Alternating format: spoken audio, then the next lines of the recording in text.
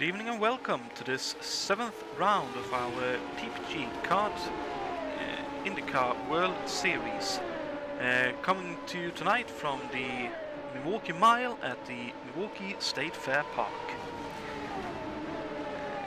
The oldest operating motor speedway in the world, this iteration being the 1987 race. It's promising to be a very interesting and close affair. It is not uncommon for drivers to go 2, 3, maybe even 4 wide for a lap or more. Maybe not 4 wide, but at least 2 wide for 1, 2, maybe 3 laps before the scuffle is finally decided. It is going to be a fun race. It'll be a fairly quick race, approximately an hour and a half, maybe an hour 45, dependent on how precise the race directors want to be in terms of putting out a yellow flag and a pace car. Speaking of the track, it is looking like this at the Wisconsin State Fair Park. It's a 1-mile oval, and our drivers will be doing 200 laps, equaling 200 miles. As you all can see, there is also a infield circuit, a road course built into the track, but for obvious reasons it is not used in this iteration.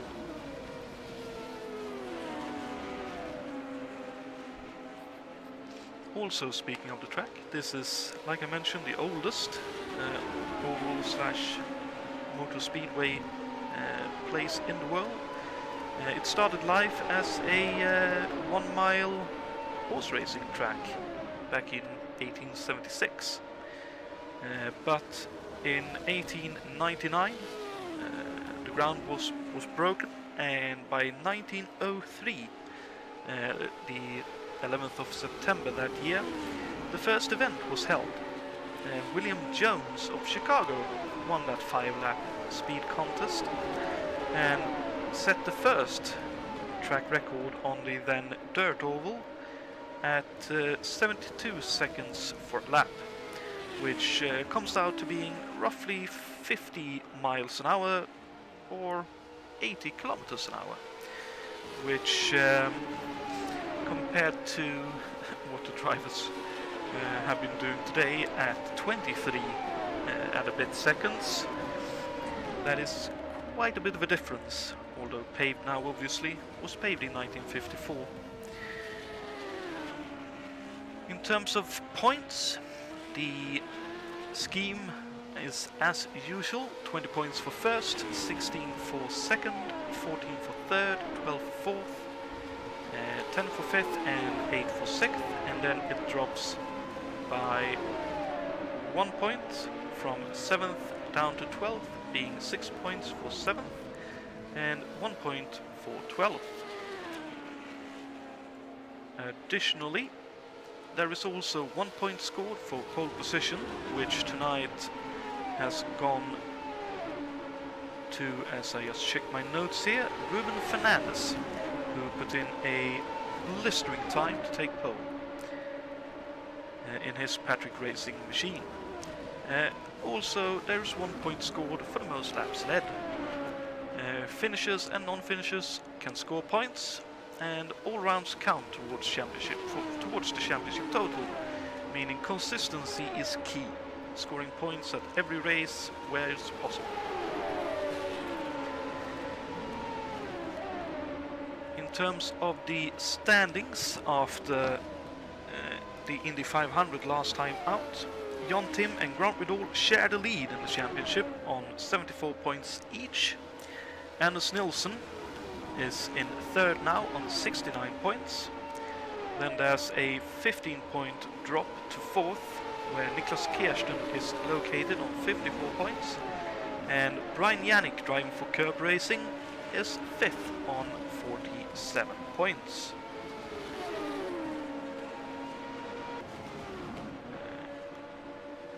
Also good to know is that each car, yet again, is limited to 3 full tanks, which equals 122.36 US gallons, or a whisker over 463 liters for the race. And he must start with a full tank.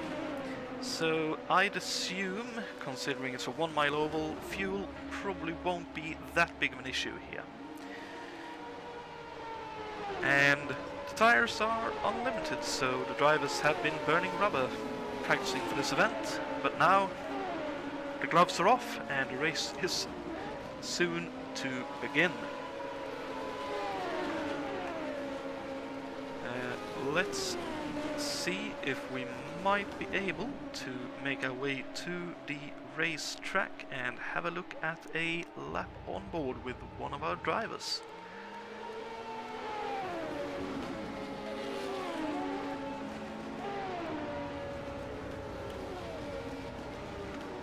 There we are. Let's see, Bruno Pagiola is out on track coming out of the pits. That's the pit apron, then going down the back straight, missing a gear, coming into turn 3, and has full sweeping past, and a bit of understeer for Pagiola on cold tyres, and someone has been off on the outside wall, and we can see 2 of them actually. Through 4 and onto the start-finish straight. Across the start-finish line into 1.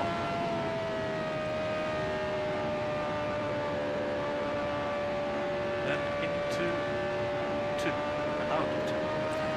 See, the track is very wide. One of the reasons why running side by side works very well. And the surface is also quite smooth.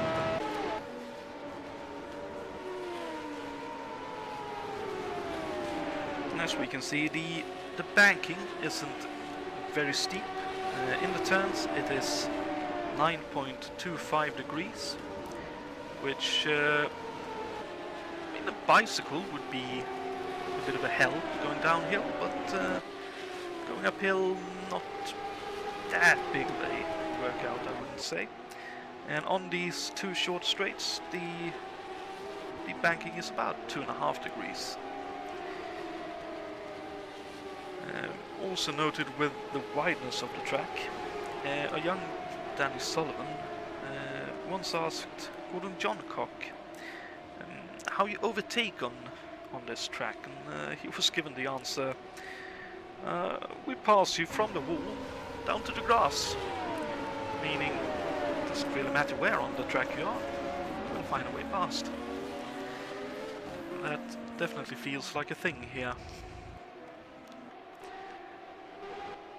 Let's see if we can find some of the other interesting little tidbits. Here is David Saber, somewhere in the back there he is. That car for Vince Grancelli Racing took pole in the real race in 1987 in the hands of Roberto Guerrero. US, one of the Penske's, has had him off. Ahead of this race, David Saber lines up 12th in his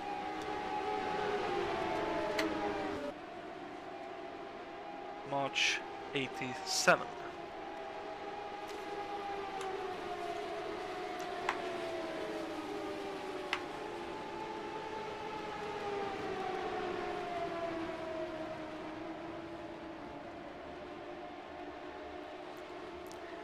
And this track has had many different winners as well. Among many, the older boys, so to speak, is the fellows Barney Oldfield, Ralph De Palma, Rex Mays, who is honored in this event in the Miller American 200 in honor of Rex Mays. Also, Ted Horn has won this race, Roger Ward, Panelli Jones, which those of you who have a big interest in IndyCar would recognize, as has AJ Foyt and Gordon Johncock. Michael Andretti, who is in this race, was in this race in '87 and won it back then in the Craco Racing entry. Others who have won it is Al Unser, who's also in this race, or at least the car. Jim Clark has won at this location, as has Rick Mears, Tom Sneva, Mario Andretti, whose car is in this race, as is Tom Sneva and Rick Mears. Nigel Mansell took his maiden oval race win here in 1993, winning that race by 0.5 of a second ahead of Raoul Bursell.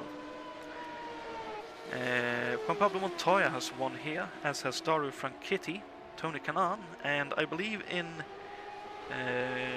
stock cars, Kurt Busch. Could also have been in his junior career, or early part of his career, because he did some Indy Lights, I believe, early on, which also came to this racetrack back in the day. Also, unfortunately, his car is not in this race, but Alonso Jr., who would have been the Pizza Hut entry, Pizza Hut sponsored car in this race, won their first oval race, or his first oval race here in 1990. And additionally, one other quite interesting bit about this racetrack. The Andretti family occupied all the podium positions here in 1991, with Michael winning, John finishing second and Mario finishing third.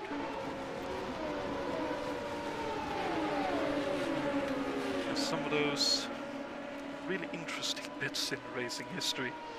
As we can see, quite a bit of battling going on here in this warm-up session, just getting to grips with dirty air and how close can you run, what lines work in traffic. And Jason White currently fastest in this warm-up session. That is not often that happens, but this would be, I believe, his home race, so I'm sure Jason will want to do well here, if he can. Let's see if we can find Niklas Kirsch. Somewhere here. There he is, currently in the pits. The number 1 True Sports Budweiser sponsored entry finished second here in 1987. Let's see if we can find Grant. I think I saw him. Oh, that was Ray. Where's Grant? There's Grant. That Rayner Racing entry in the hands of Derek Daly finished third in this race in 1987.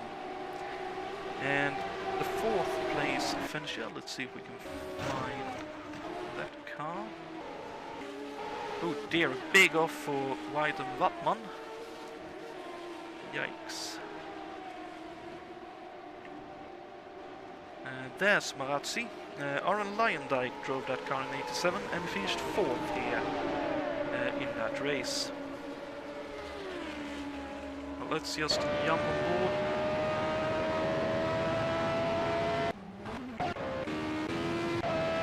With Grant Woodall here and look back at this gaggle of cars following him.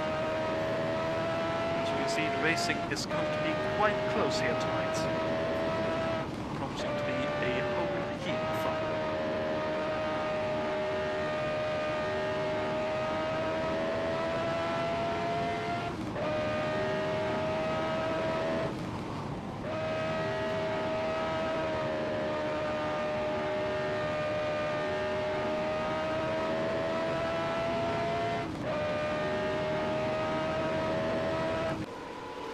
There goes Wilkes. That looked like a bit of a boost pass. Grant with the run coming out, but stays behind.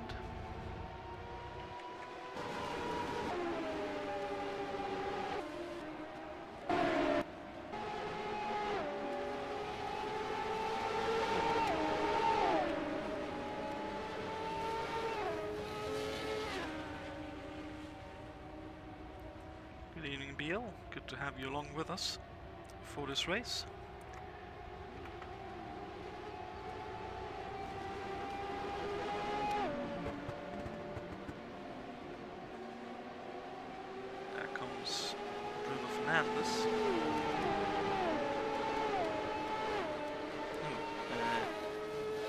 it's Ruben Fernandez. Oops, my apologies.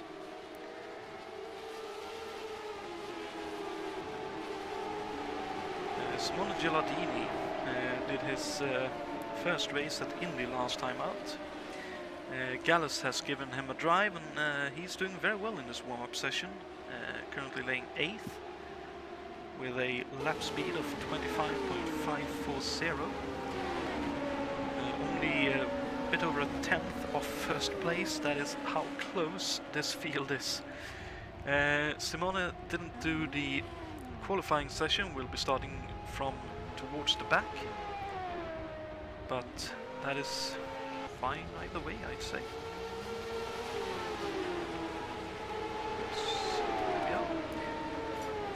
But because of the short lap here and the quick lap that the parade lap will be, we had Ruben Fernandez taking the pole position here. Grant Riddle will line up second, with Ray Riddle in third. Richard Wilkes will start from fourth, with Anders Nilsson from fifth. Niklas Kirsten will start from sixth, with Jason White starting from seventh in his home race. Jus Bouchard will start from eighth position in the Penske, with Thiago Canola from National Suning starting from ninth, and John Tim for Craco rounding out the top 10 in qualifying. Juha Boos for AJ Foyt will start from 11th, with David Saber starting from 12th. Rob De Vries will start 13th, with Bruno Pajola in 14th. David Wattman will start 15th, with Michael Drexler starting 16th in the Penske. Simon Wattman will start 17th in the third Penske, with Filippo Marazzi for Hemmelgarn 18th, Alberto Ibanez for Patrick in 19th, and Bruno Chacon for leader cars rounding out the top 20. And there will be as well Gilardini, I think, starting from 21st then, if I'm not mistaken.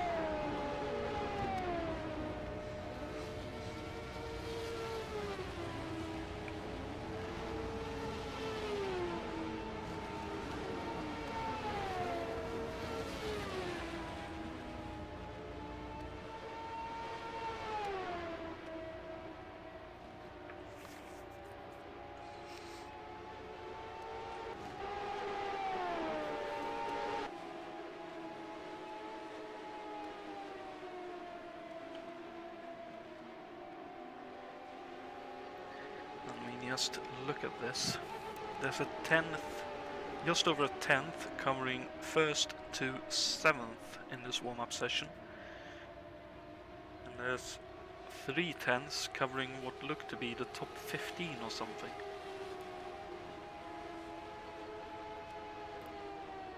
That is just incredibly tight.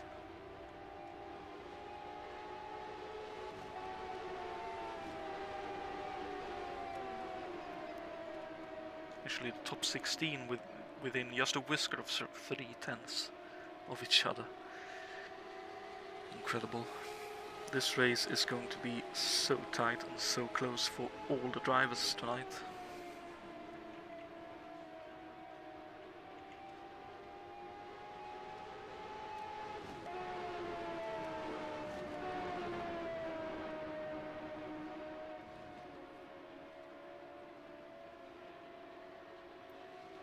Looks like most of the drivers are happy with their pace and tempo. And just getting a quick, probably a quick drink before the race session gets underway. And we can truly assume that the race will go ahead and, I mean, guessing who is going to win is not something I will do, because with how tight, ooh, it's Grant blows an engine. With how tight this whole field is around here, it is, I'd say, nigh on impossible to guess at all who will be fastest or not fastest, or win or not win in this race. We'll just have to wait and see. And my broadcasting system has arrived just in the start for the race session. Hey Lucy. So, the race is soon to be going underway. Ruben Fernandez, like I mentioned, on pole. And the race is going to be so much fun to watch.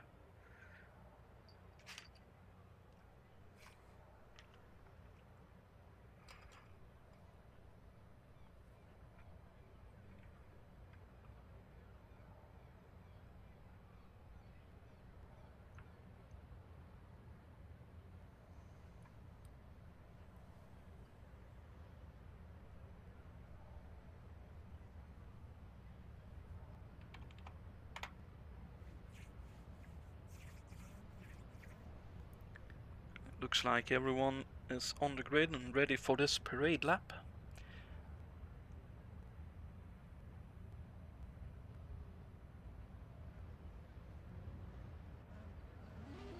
There we are, the parade lap is underway. And next time by, it'll be green flag and all-out racing.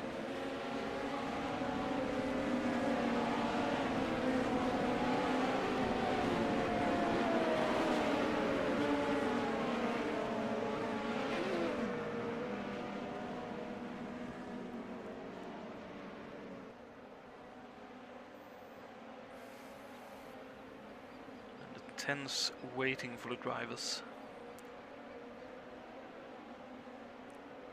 I'd say the biggest thing they are just looking at is not over revving the engine at all before the start of the race here.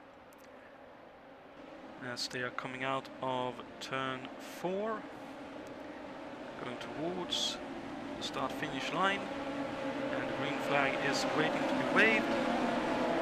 There we are, the race is underway and Ruben Fernandez has been given a drive-through. I wonder why.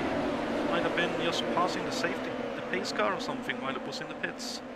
That is highly unfortunate. Going a lap down on this racetrack is not what you want to happen at all, as that is Jos Bugard flying on this opening lap. Oh, and going up the inside is Ray Riddle on the inside of Grant Riddle, taking the lead at the end of this first lap.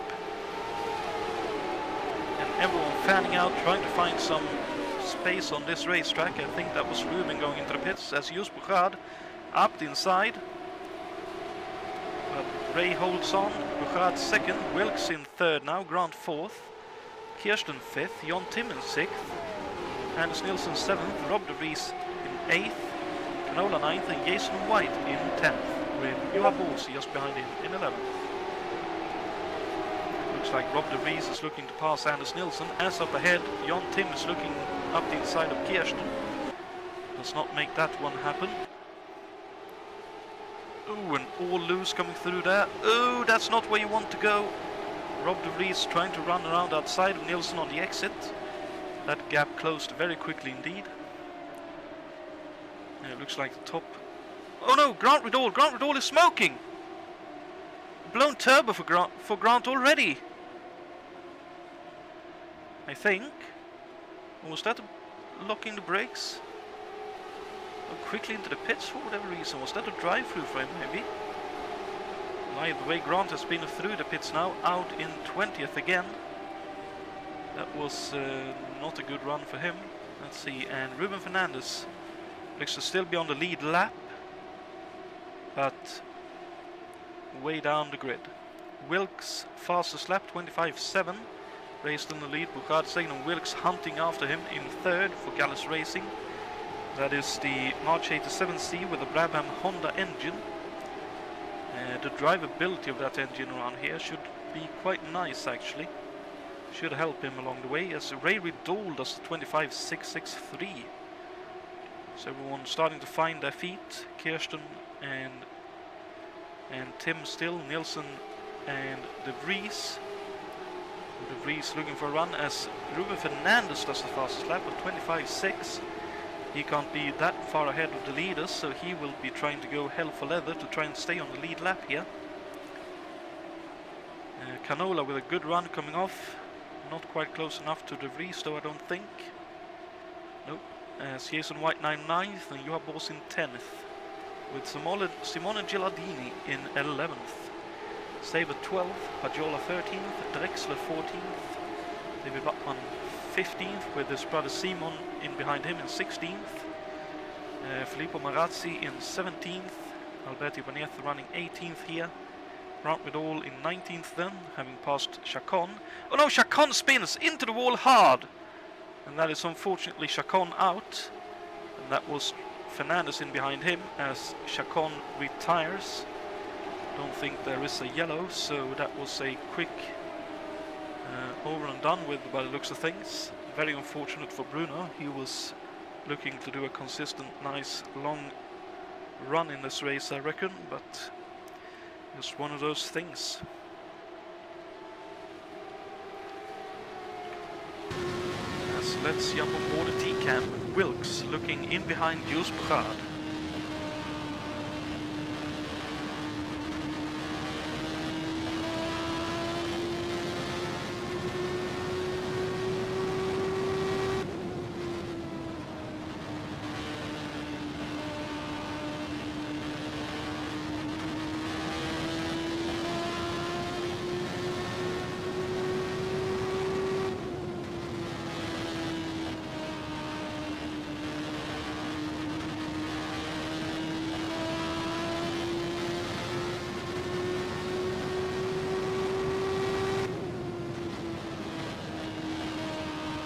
Interesting to see such a difference in driving styles, where with Vince Brugard a bit more what I'd call point and squirt, runs in a little bit slow and looks for throttle on the exit.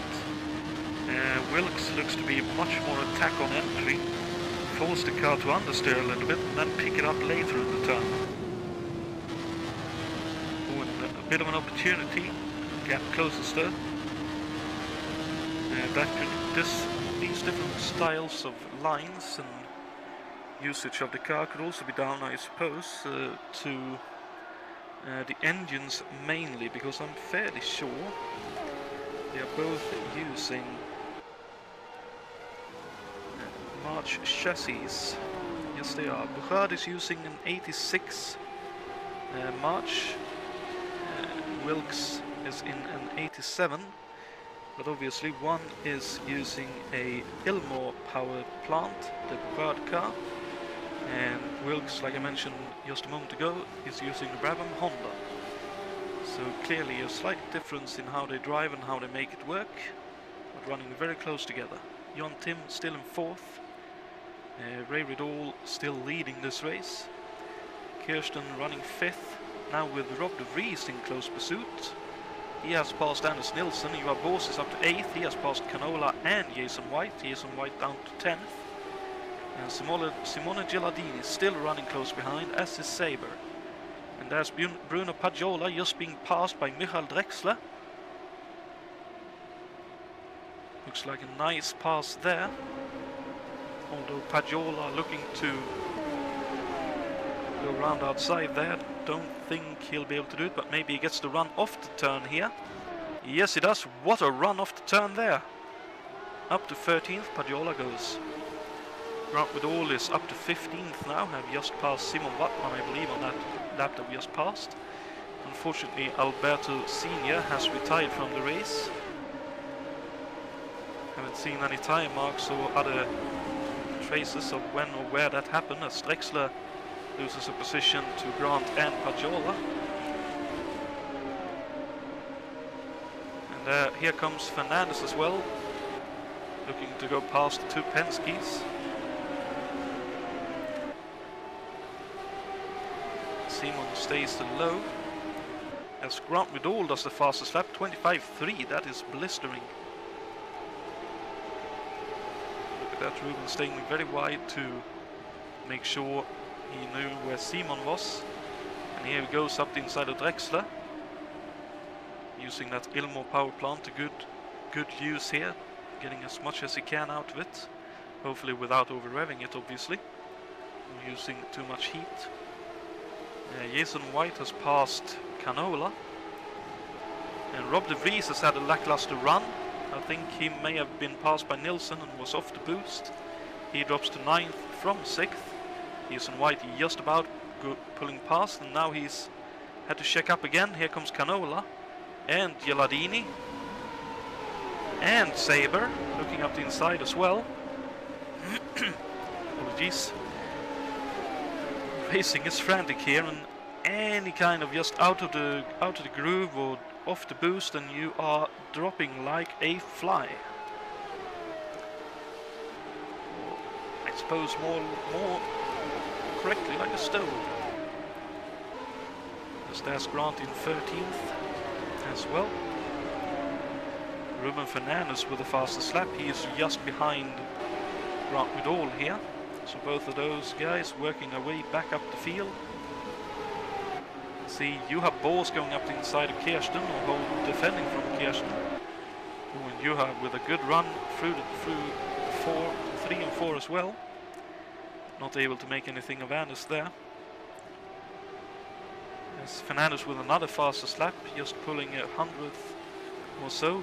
Jules Bouchard has been passed by Wilkes as well in the meantime. Ooh, and Juha Bors again. Now it's Jason White. So Kirsten has dropped 2 positions in the last couple of laps.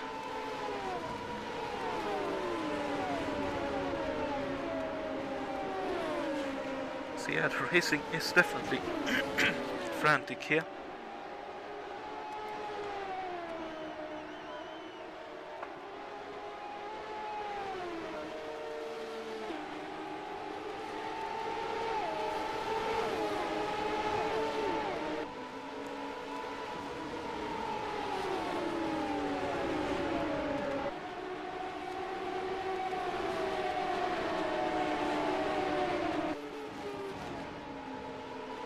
Bors looking up the inside again, not able to make it work.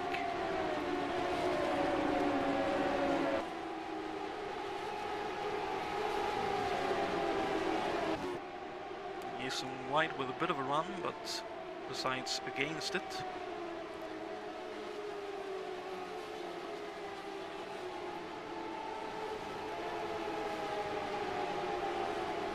Jason with a really good run, now up the inside.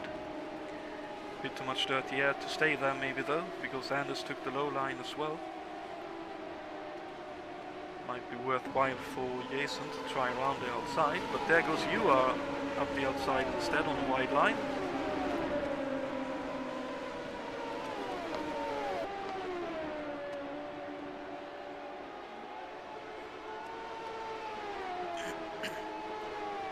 De Vries has now lost that position to Saber for sure.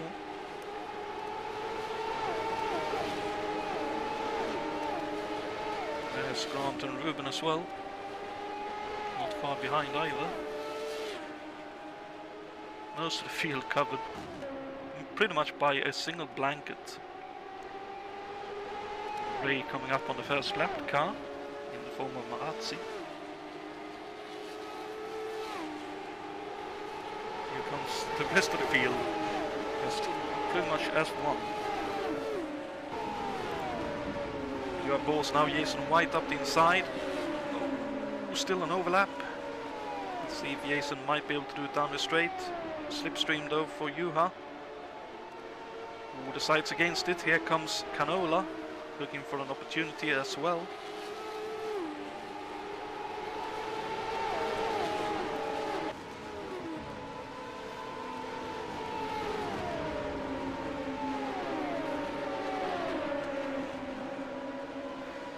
Thing that is troublesome when you're having to try and pass every single lap is the fact that you're using more tires. The more tires you use, the more trouble you will be in later in the stint.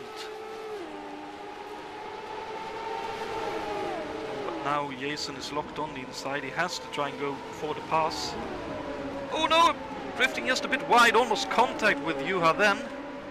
Yikes! That will have been both of them with the hearts in mouth.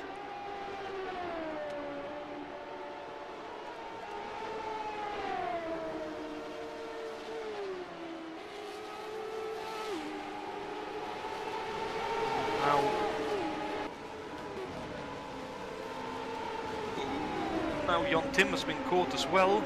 Looks like he's holding up the rest of the field here pretty much. Canola just looking slightly for an opportunity if he can. You see a little bit further back, Saber and Kirsten side by side for 10th and 11th. Looks like Grant and Fernandez has just decided to take it a bit easy. No, interlock! No, into the wall, no! Anders Nilsson into the wall, as was Juha Boss, both of them interlocked wheels. Oh, and unfortunately Juha Boss without a front wing understeered into the wall as well. So Nilsson and Juha Boss will be out with this. Aye, that is so unfortunate. Our third place driver in the championship out of the race. Ray Riddle still in the lead in the meantime, with Wilkes going past Marazzi there in second, Jules Bouchard third. Then that big gaggle of cars having just been broken up a little bit. Tim still fourth, Jason White now fifth, Canola sixth, Gilardini seventh, Saber eighth, Grant Riddle ninth, having just passed Niklas Kirsten, and Ruben Fernandez as well, looking to try and make a move.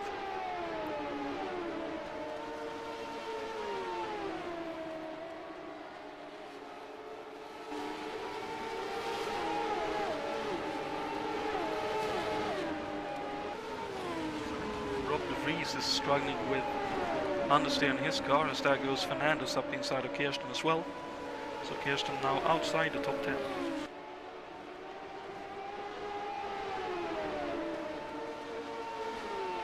And when Jason White has passed Jonatan and will be chasing after Jules Bouchard in third.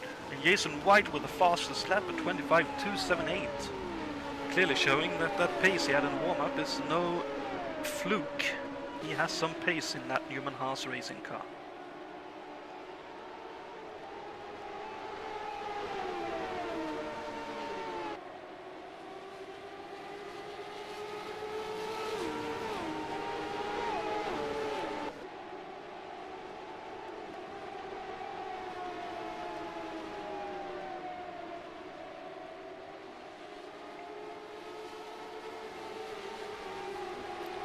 Oh no, Rob de Vries just caught it into the wall. So Rob de Vries unfortunately will be another retiree in the Machinists Union entry car. We have seen him struggling with understeer. See what happened here. Oh, just snapped as he turned in and he could not hold on to it. And it slid up into the outside. Yikes, that is unfortunate for him. Meanwhile, Marazzi now 16th, the last car running, not far behind David Wattmann in 15th, Drexler in 14th, Simon Wattmann 13th, Pagiola 12th, Niklas Kirsten 11th, with Fernandez in 10th and Grant Riddle in 9th, David Saber 8th, Simone Gilardini in the Gallus Racing car 7th, Thiago Canola 6th, just behind John Tim in 5th, Jules Bouchard now 4th, with Jason White having gone up, climbed up to 3rd, 6.6 seconds behind Richard Wilkes, who himself is about a second and a half off the lead. And the lead being Ray Riddle. So let's see, here comes Ray Riddle with Wilkes in behind, 1.5 seconds. Then a further 6 and a bit seconds is Jason White, followed by Bouchard, John Tim, Canola, Gilardini, Saber, Grant Riddle, Fernandez and Kirsten. Then a bit of a gap to Pagiola and Simon Wattmann, and Drexler in 14th. And here comes Ray again. Here comes Marazzi a lap down, along with David Wattmann, so Marazzi has passed Wattmann in the last couple of laps.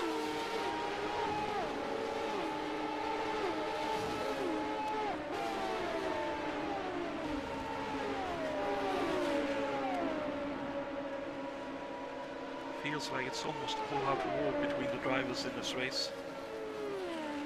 A lot of passing having been done, and probably more passing to be had in this race before the race is over.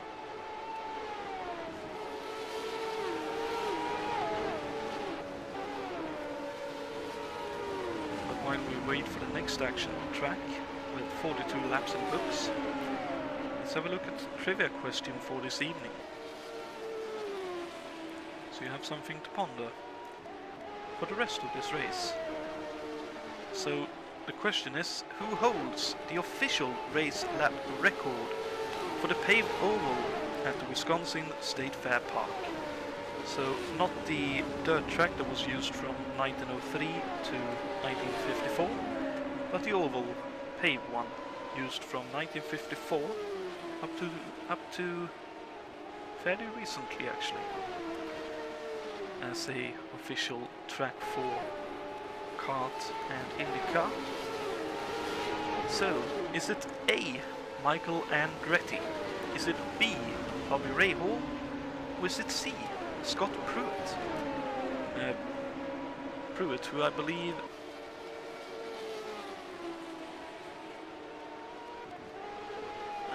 have raced up until just like 4 or 5 years ago.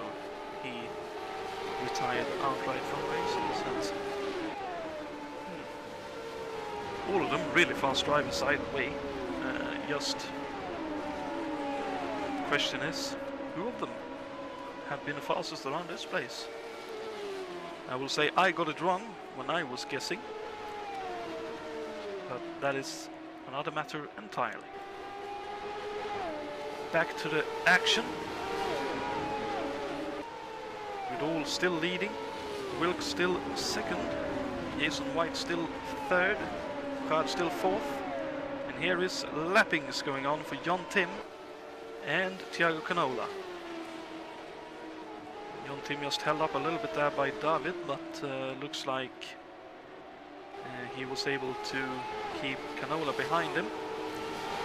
Now it's Gilardini's turn to try and get by the Swede in the Alex Morales Motorsports entry. And look at that, they both caught up to Jules Bouchard. So either Jules Bouchard being held up even worse by the lapped traffic, or he has dropped quite a bit of pace. Now we can see, was that Marazzi or was that Wilkes? That was Marazzi. Let's have a look at this battle now between Bouchard, John Tim and Thiago Canola. Canola with what looked like a couple of opportunity runs, but not making use of them. He seems happy to be where he is at the moment. Gilardini likewise in behind Canola. The battle looks to be on behind. Saber followed by Fernandez. And Grant Riddle further back, and maybe he has used a bit too much fuel and or tires. And he's just biding his time now, trying to find new opportunities. Fernandez though looking very strong. He of course is our pole sitter for this race. Got a drive-through early on, but is really flying, making up some very good time.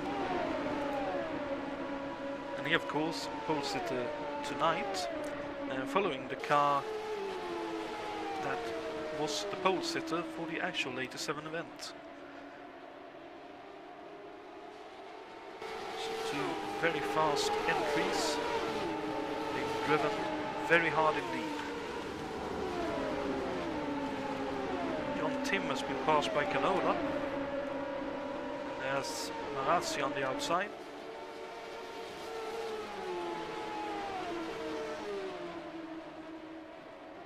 Looks like Jason, who currently is not closing in on Wilkes, and Wilkes is closing in just a little bit on Riddle in the lead.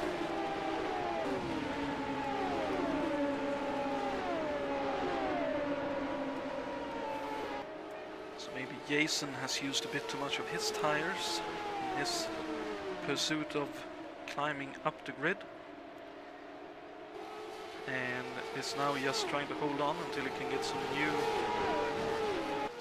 new fine, well-balanced tires on the car. Then go for another try and pull the leaders closer to himself. I do wonder if anyone will be brave enough to just say, I'll try right side tires only. As Canola with a run up the inside of Bouchard, coming off of 4. Not able to make it work though, Bouchard holds on. Jontim closing in immediately, trying to get closer. Oh, Canola again with a good run, keeping it tight off the turn. Way better chassis or setup on that car. That is of course an 86C in the hands of Bouchard, while Canola's car is an 87 chassis, so if anything the chassis on Canola's car should be just a little bit better sorted in general. But obviously also setup and the way they drive plays a big part. That is Canola up to 4th, Bouchard back to 5th.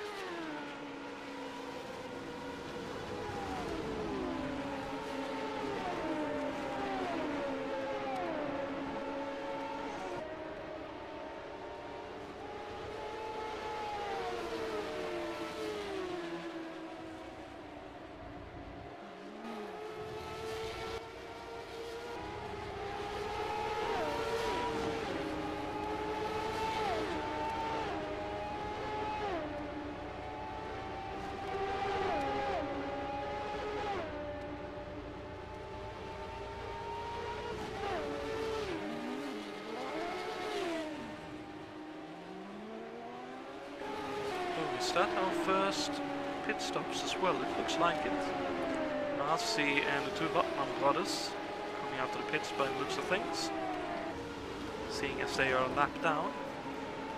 This is danger time for them. They do not want a yellow at this point in the race.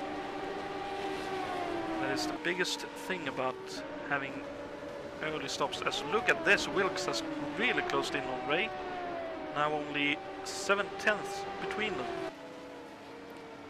Jason White has tried to stabilize the gap as best he can, about 8-9 seconds behind. It looks like Canola is just a little bit quicker than Jason at the moment.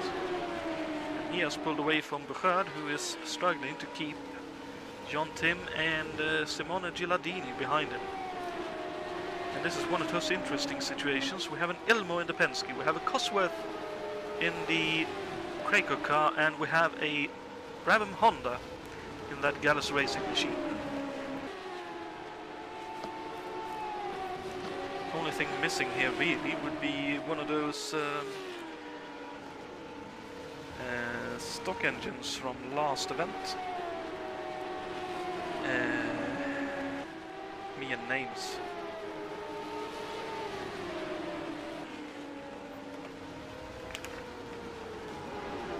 One of the Buicks from the Indy race. We would have the full scale of the different engines being used in this series.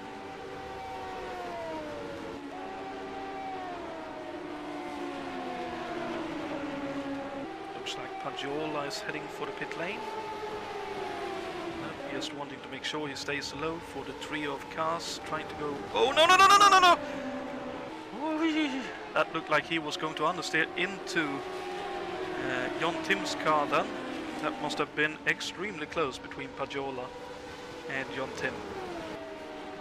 There goes Fernandez past as well.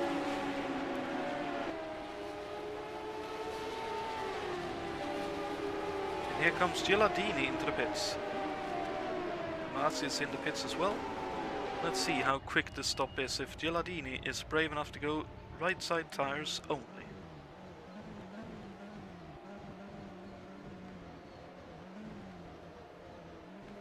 Nope, looks like he's taking 4 tires.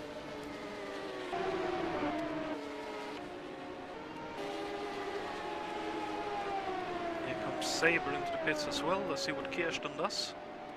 He looks to continue. Gilardini coming out of the pits as Saber parks the car.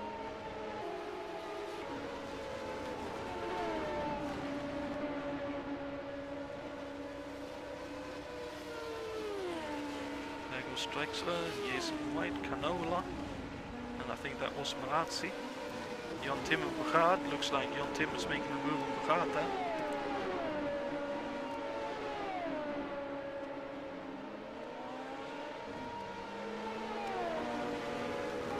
There's Ray and Wilkes.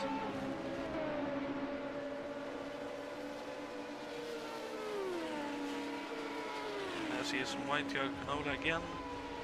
As it was indeed. Here comes Buchard, still ahead of John Tim. Ruben Fernandez, Grant Woodall, Bruno Pagiola very wide. Here comes Simon Wattman. And here's my broadcast assistant again. Hey, kom där. Vill du inte upp? Okej. She thinks I'm being concerned with other things instead of her, which is technically true. There comes Jason White into the pits, and Jules Buchard as well. So the two Ilmar cars into the pits.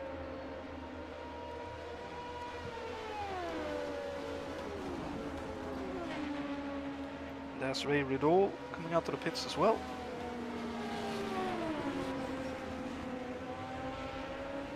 There comes David Wattman out of the pits. Here comes a few others. Looks like Ruben Fernandez. I'm not sure what car that is behind. David Saber maybe.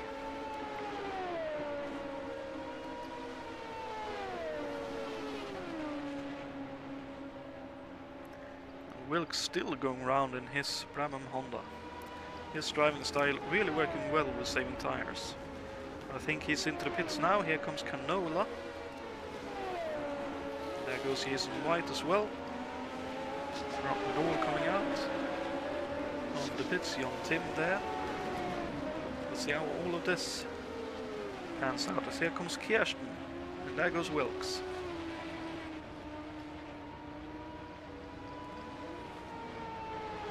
Comes Saber. There's Ray. So the effective lead. Wilkes currently second, Canola ahead. Looks like Canola is pitting now.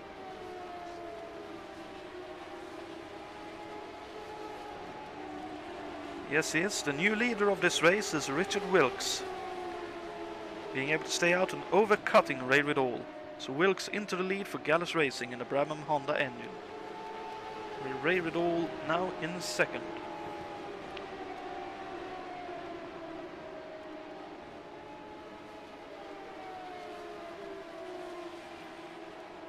And held up there by Kirsten just a tiny bit.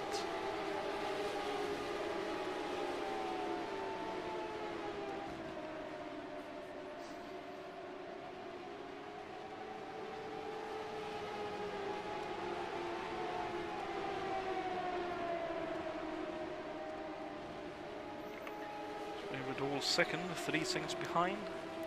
Jason White still in third, only 5.5 seconds behind. Behind Ray Rideau now, 6 seconds actually at the exit of that turn. So he'll be looking to try and close back up as he is behind Marazzi again on track.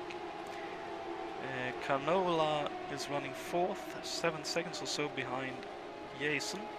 Grant Woodall up to fifth after the pit stops. He's had a quick one. He's ahead of Buchard, who has dropped to 6th after the pit stops. Ruben Fernandez in 7th, by David Wattman there. Simone Gilardini dropped 1 position, down to 8th. I believe that's Grant who's gone past. John Tim has dropped to 9th. Niklas Kirsten has climbed to 10th, I'd say. David Saber 11th, with Bruno Pagiola in 12th. Simon Wattman in 13th. Gilardini behind trying to lap him. Michael Drexler in 14th. Filippo Marazzi in 15th as Jason White now looks to be able to get by. David Wattman running 16th and last car running at the moment.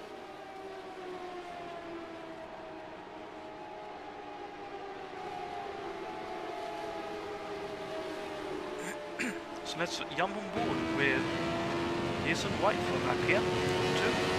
Just listening to that Gilmore and see how he is driving this track.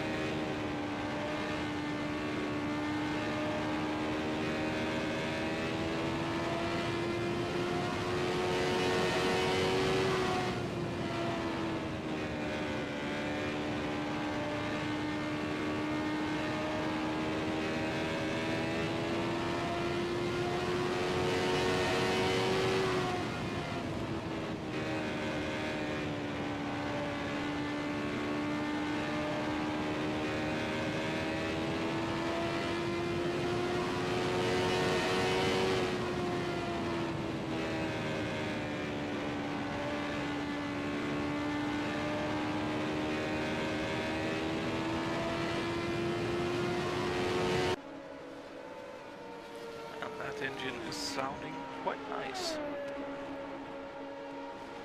Unfortunately for himself, currently dropping a bit of time to Ray Riddle.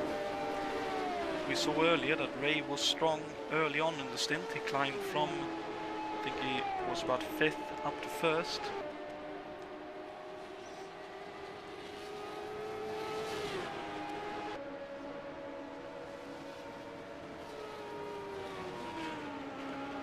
So that could be part of it.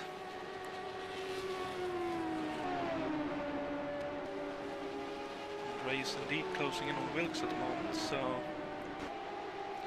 Ray is going very quickly at this point in the stint. I think Drexler and Pagiola might be in a bit of a battle. No, that was just a trip of the eye, it looks like it.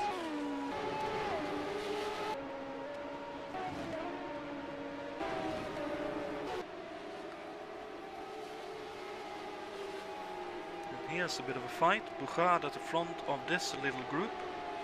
Gilardini looking for a run on Fernandez coming off turn 2.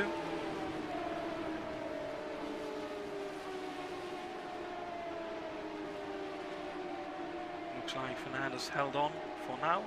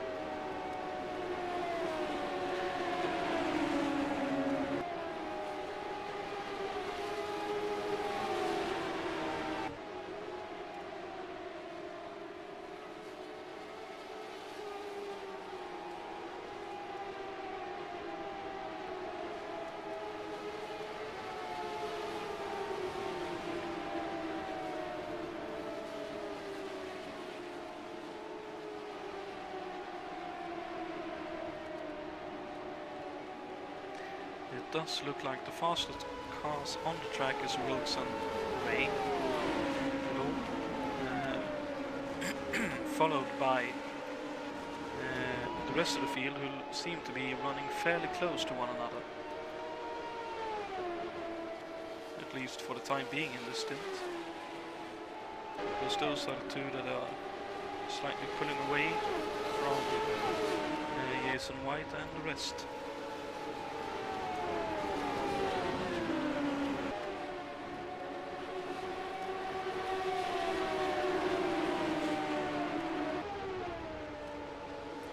Gilardini is looking quite racy at the moment.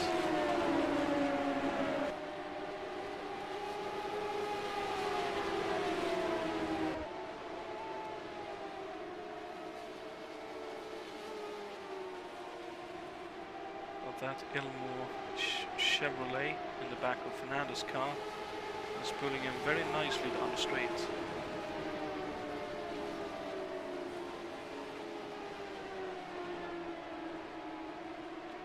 Pagiola reading the faster cars very well there.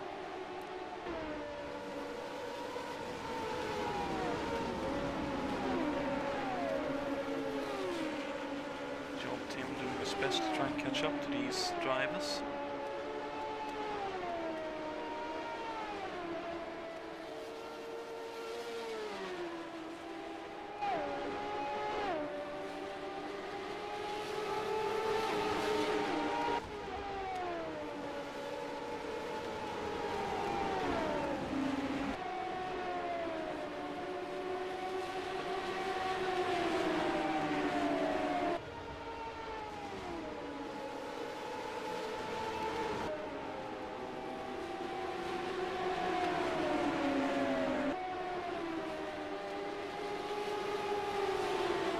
Gilardini looks to be having a bit of a move going on.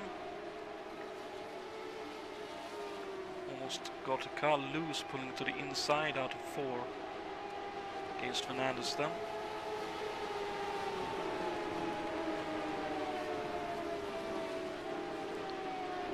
Might be forced to try and do a bit of a block pass on Fernandez, because that Ilmo Chevrolet is pulling Fernandez very, very sufficiently down the straight.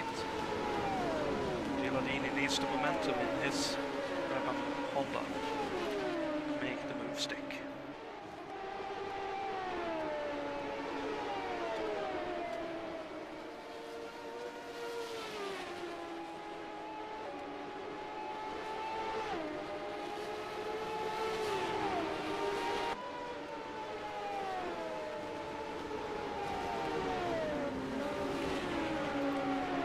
Like something happened then. Jonatan is passed. I missed that. Oh, a bit of contact. Coming out of... Oh, Gilardini had a run coming off turn 2. Went for a line where I don't think Ruben realized Gilardini was going where he was going. And that held both of them up. They are now scrapping for 8th instead, with Jonatan up to 7th. Just one of those moments. I just hope none of them has any damage from that.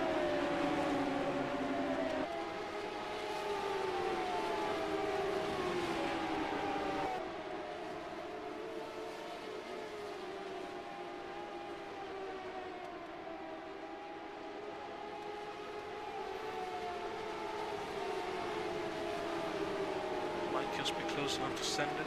Nope. Gilardini trying to bide his time, trying to find a clear opening. 14 seconds now the gap from Jason White up to Wilkes. Wilkes himself now having been passed by Ray Riddle. Ray pulling out 8/10 of a second. So that really proves Ray is very quick in this part of the race, of the stint. But Wilkes ain't far off. Both of them faster than the rest of the field.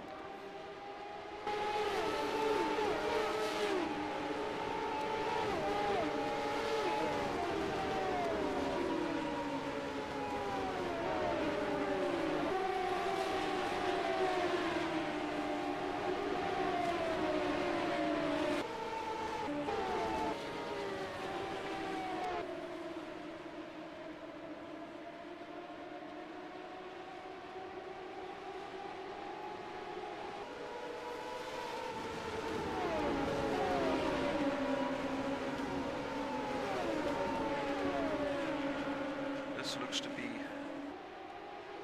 going into a bit of a battle group. Oh, Gilardini, I think he ran around outside of Fernandez in 1 and 2. Let's see that again on the replay. There he goes, he got the overlap on the middle of the turn, got the power down very nicely indeed. Pulled past. See Ruben dove for the inside. Gilardini running around outside again. Nice pass by Simone. Up to 8th. And again, lap traffic now held him up, I think. Oh, but Fernandez on the apron got squarely. And Gilardini even pulled past Jonatan on the straight then. And here he comes past Grant Vidal as well. So Gilardini cleared it with some fuel to burn, up to 6th. So both the Gallus Racing entries running very well in this race. That is incredibly impressive. Look at that Ray opening up a big gap now to Wilkes, comparatively speaking, obviously. Gilardini with blue flags, does that mean that Ray Vidal is running right behind him already? He is, because there's Grant and there is Ray behind Grant. Gilardini now fighting with Jules Bouchard for 5th. Gilardini putting on a really good drive. He was a little bit careful and had to stay in the pits for a while at Indy, but had some good pace and good consistency driving that car he had in that event. and putting the Gallus Racing entry to very good use. As Michael Drexler has retired. One of the Penske's out. Ooh, looks like that car got snapped on him on turn-in. That it did. I wonder if he expected less downforce on the front than what he got. But the car snapped sideways on him. Into the wall he went, and unfortunately out of this race. That's now 14th, Simon Wattman 15th, David 13th, David Wattman running 15th, Pajola 12th, David Saber 11th, with Kirsten in 10th, and Ray Riddall, whatever is this? Ray coming out of the pits? What has happened here? Oh no, don't tell me he lost a front wing or something in trying to lap cars. No, it looks like he just decided to pit.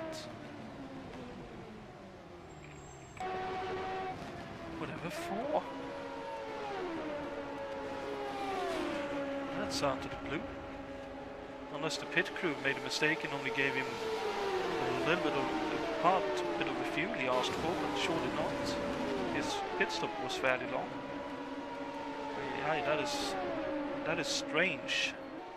So that means Wilkes now in the lead, big lead, 16.5 seconds to Jason White, who has Thiago Canola for pretty close company, less than a second behind. Jules Bouchard with Gilardini still following him close behind, and Grant Riddall not far behind either. Oh no, Gilardini broke loose on exit there. We've seen him close to doing it before.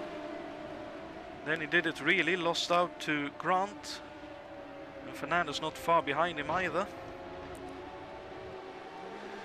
So all that hard work and slipstreaming, boosting, up the inside yet again, past Grant Riddall. Maybe Gilardini just got a little bit antsy trying to make time and lost the car for a moment there, but was able to keep hold of it, keep it off the wall, and Pajola has retired as Gilardini dives up the inside of Jules Bouchard into turn 1. He makes it work, Gilardini up to 4th then. Let's go back and see if we can catch what happened to Bruno Pajola. It looks like a hit with the wall for him as well.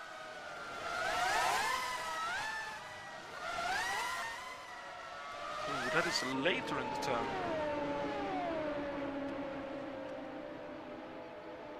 Ooh, understeer, I'd call that understeer, which then, as he tried to pinch the steering, turned into oversteer. And unfortunately, that's all she wrote for Bruno. So Bruno out of this race. David Wattman up to 14th. Marazzi 13th. Simon Wattman 12th. Saber 11th still. Kirsten 10th still. Ray Riddall running 9th now, trying to find his way past Simon Wattman. Jonatan in 8th, Grant Riddall 7th, Fernandez now in 6th ahead of Grant. Bouchard in 5th still, with Gilardini not far ahead in 4th. Canola running right behind Jason White in 3rd and 2nd, and Wilkes still with a big lead.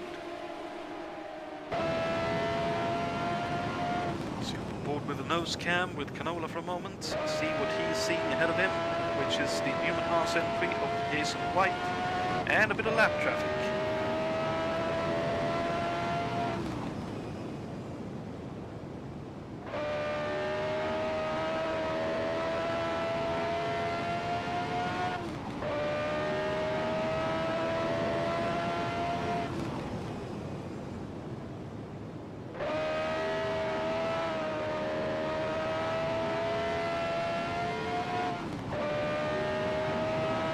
Actually changing gears.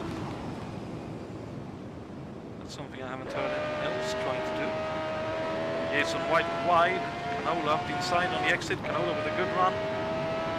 But that change of gearing is losing Canola some time there.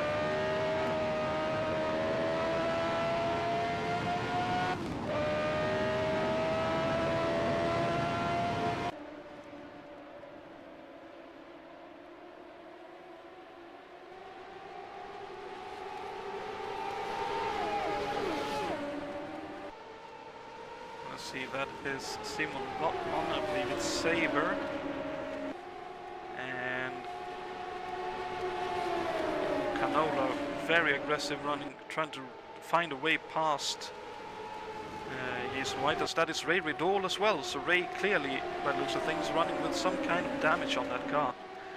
Oh, and Jason White with a good run through the turn, up the inside of Simon Wattman. Canola held up. And Jason passed Ray as well. So Ray very much looks to be struggling with that car now, for whatever reason. But Ray down to 11th. So there must be some kind of damage on that car.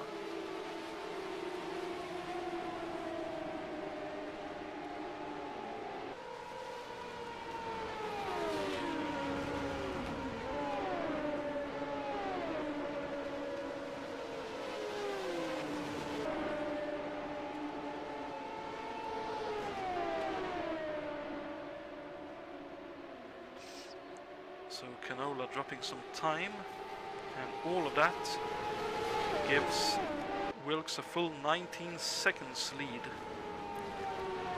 There goes Jason past Kirsten as well. Canola flying past as well. Oh, Jason cutting it fine with the wall on the exit by the looks of things there. Gilardini now with a bit of a gap in 4th, ahead of Ruben Fernandez now in 5th. Running 6th with Riddall Grant 7th, John Tim in 8th, Kirsten still running 9th with Ray Riddall in 10th, Saber 11th, Marazzi 12th, Simon Wattman coming out of the pits in 13th, David Wattman last car running currently in 14th. That pit exit apron looking rather difficult to maneuver, especially on those cold tires.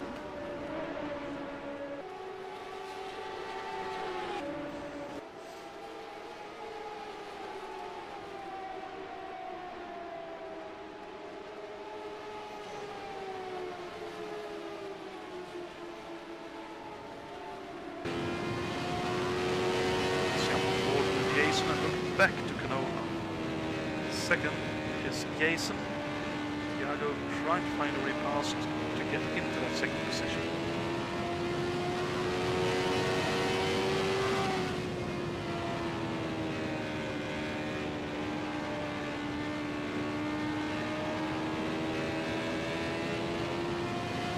Oh, that is looking rather quick.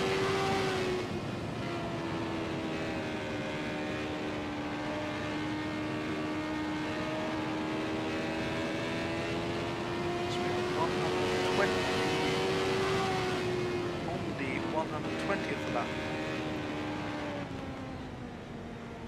Ooh, is that Jason coming into the pits, I wonder? Or is that Jason letting... That looked very strange.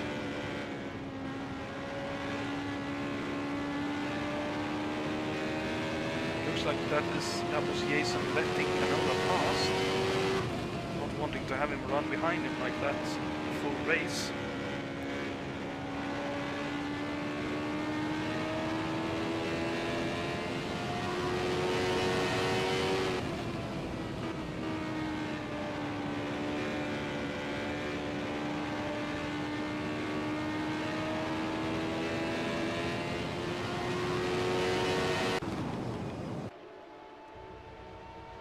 Full second and a half already difference between Canola and White.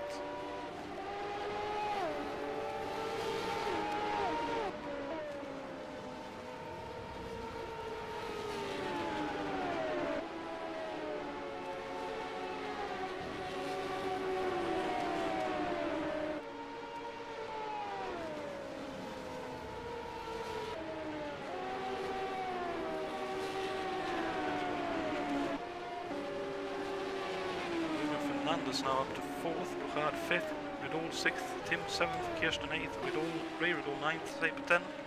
Gilardini must have been into the pits now in 11th.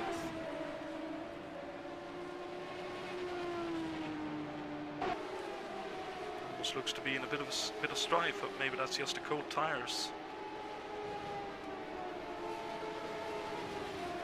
So the second pit stops happening now, and maybe for a few the last set of pit stops.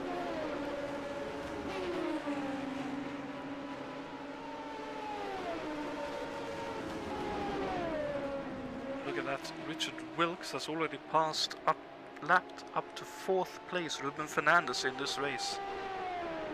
Yikes, there's some real pace in that Gallus Racing entry.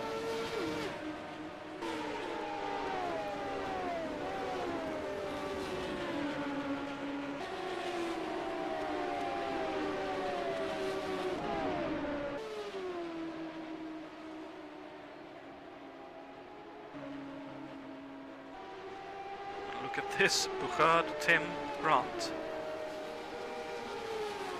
Nose to tail.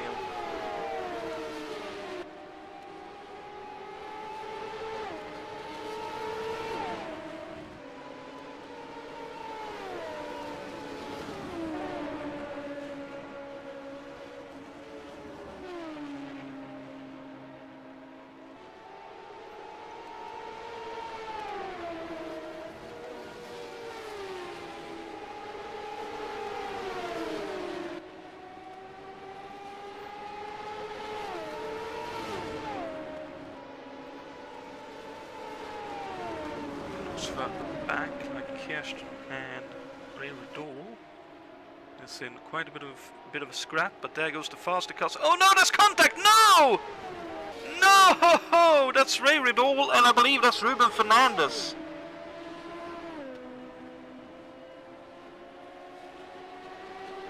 Oh dearie me. I'd be disgusted with that. Oof. That is so unfortunate. That looked like all things considered, that looked like that is 2 lapped cars. That looked, to be fair, that looks like Ruben just entered a little bit too quickly, understeered wide, touched Ray Riddle, and with both of them right on the limit, both of them span. That means Ray Riddle is out, as we have a yellow with that incident as well, so understandably so, a lot of debris on the track. Wilkes taking a quick pit stop, as is everyone else. Here comes Wilkes out of the pits. I reckon Wilkes will be just a little bit disappointed with that yellow flag, because he was enjoying a big lead in this race, and now we'll have to do it all again. I wonder if anyone will be going for a,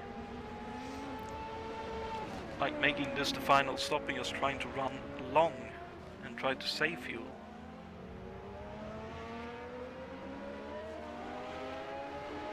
Either way, Wilkes still leading, Canola second, trying to catch up to the train, to the back of the train here. Jason White actually with Wilkes right behind him, so White got caught behind the safety car by the looks of things, as they are being let to pass the safety car here. I'm a little bit unsure, because Wilkes into the pits again. Thiago Canola into the lead as the green flag is back out again.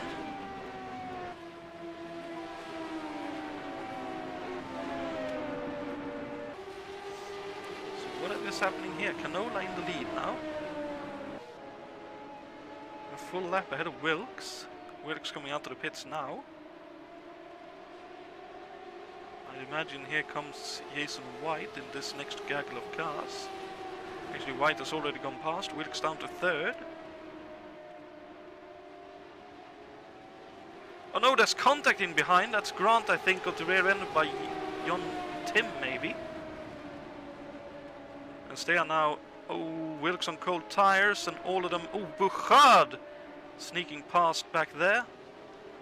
When, no.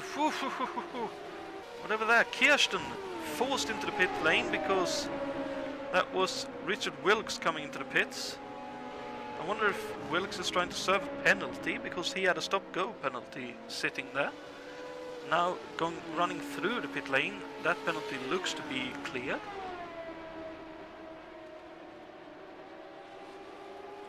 What is going on? Wilkes, our former leader, now a lap behind, running 6th. Is he going in yet again? Yes, he is. So the game is saying a stop-go penalty, but it's giving you a pit stop. That looks by what it looks like.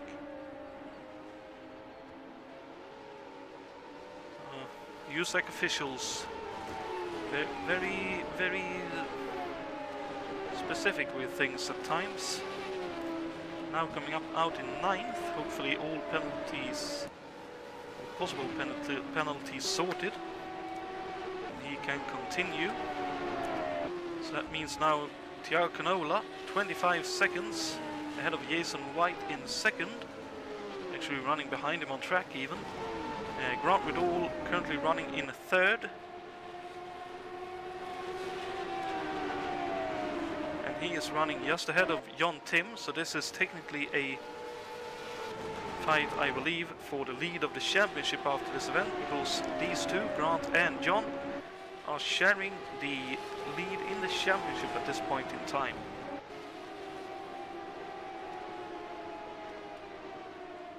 Grant really wide in 1. Got it sorted in 2. Trying to go up the inside of Jules Bouchard.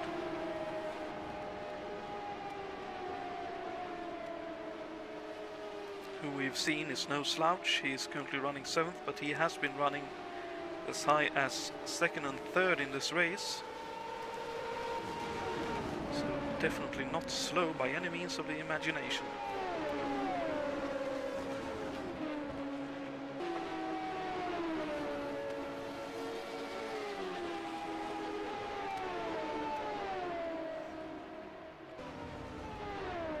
Unfortunately, that safety car has sort of made the racing a little bit more spread out for us.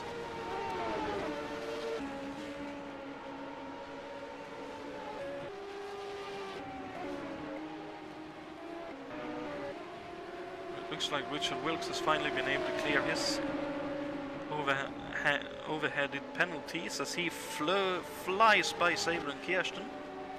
Kirsten currently up to 5th after that pace car period.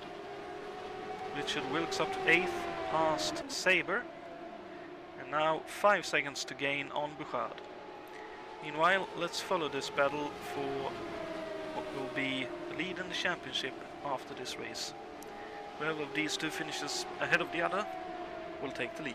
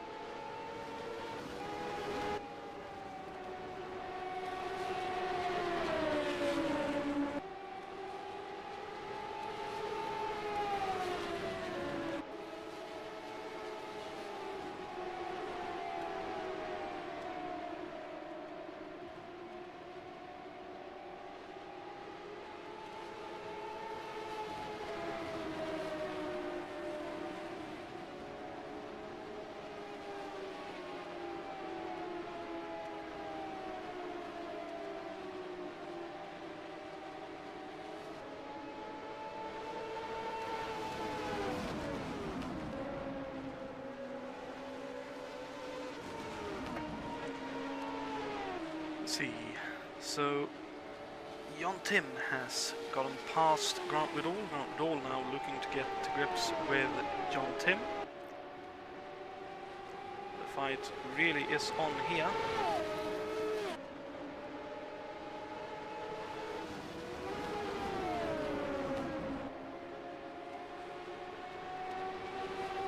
Look at that, how close do you want it? Gearbox to front wing.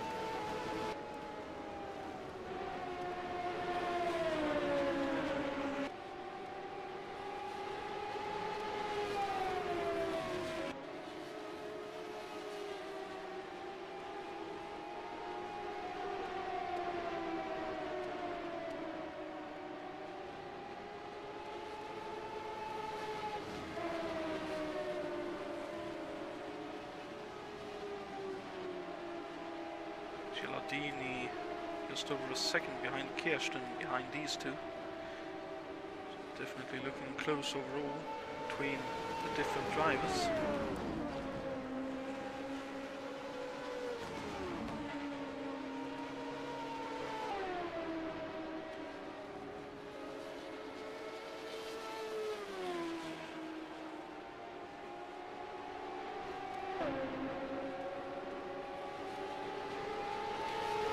Feel like a lot of the passing between the cars that are close to one another is all down to timing. So now here comes Gilardini, looks like a boost pass. Up to 5th he goes past Kirsten.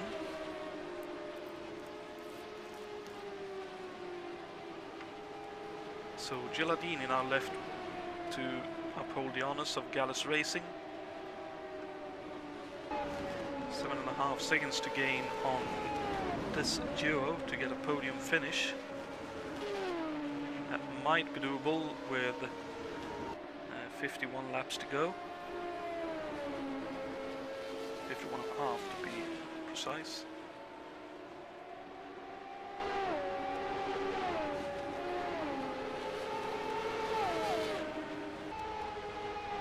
Especially if these two continue to battle with one another.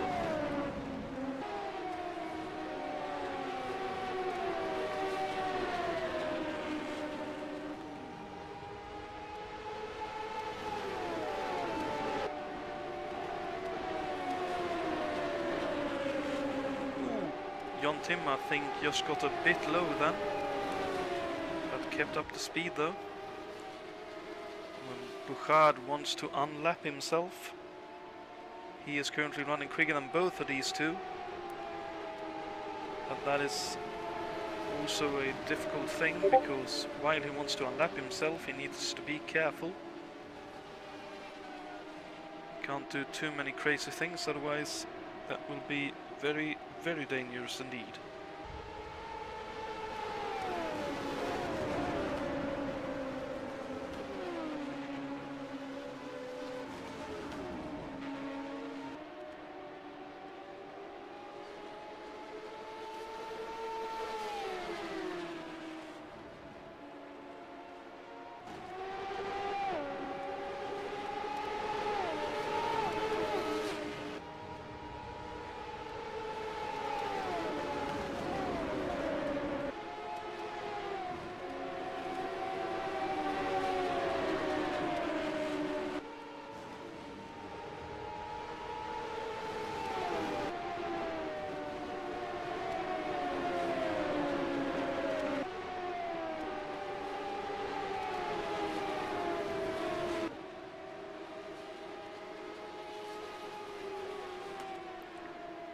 See that this battle is slowing them both up. Gilardini is closing in little by little. By the end of the race, they are going to be very close together.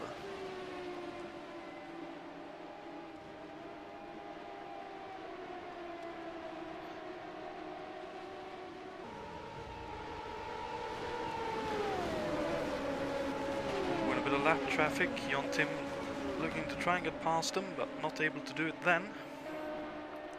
Looked like a Penske, so that ought to be Simon Wattman.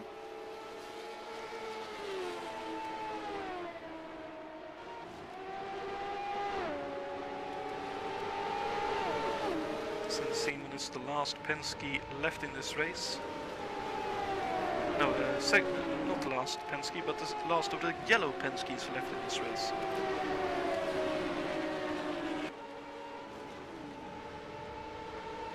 Jonatan now looking up the inside, bit of a late move, but Simon makes room. Grant tries to follow Jon through.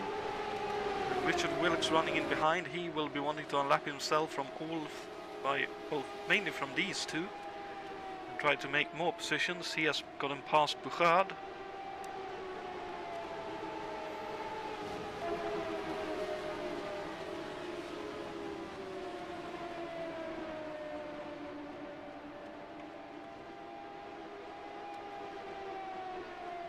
Jason White now 20 seconds behind Canola. Canola can afford to go a little bit careful. Jason White presumably is going as hard as he dares. And this battle for third and fourth really is on.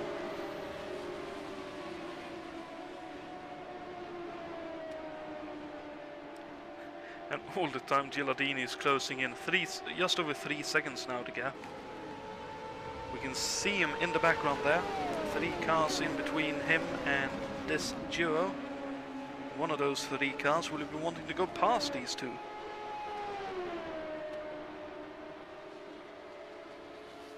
Who's just streaking into the picture there at the back is Richard Wilkes. So both the Gallus cars going very quickly at this point in time. There goes Gilardini, trying to get up the inside there. Ooh, Wilkes looking up the inside of Grant, going into 1. Again, just different driving styles. Wilkes really goes into the turns. There he goes, looking up the inside, almost drifting a little bit wide. Grant still there, a bit of contact. And Wilkes unlaps himself.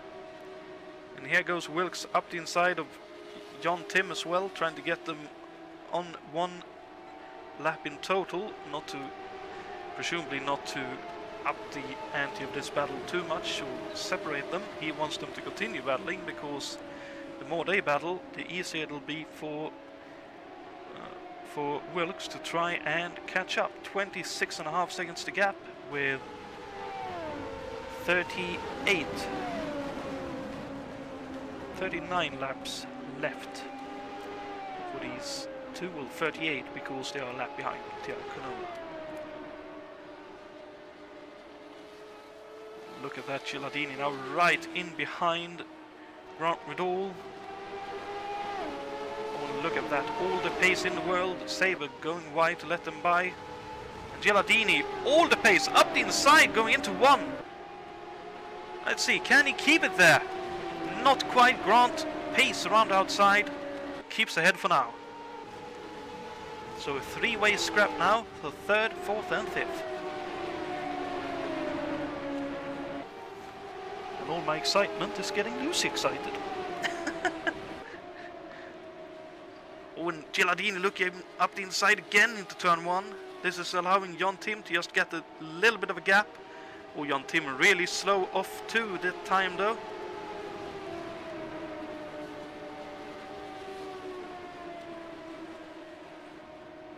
Really looks like Jonatan is struggling with that car for whatever reason.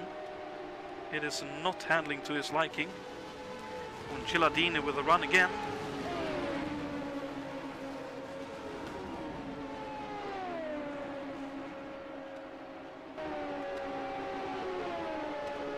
And these 3 are catching up to Jason White. Slowly but surely.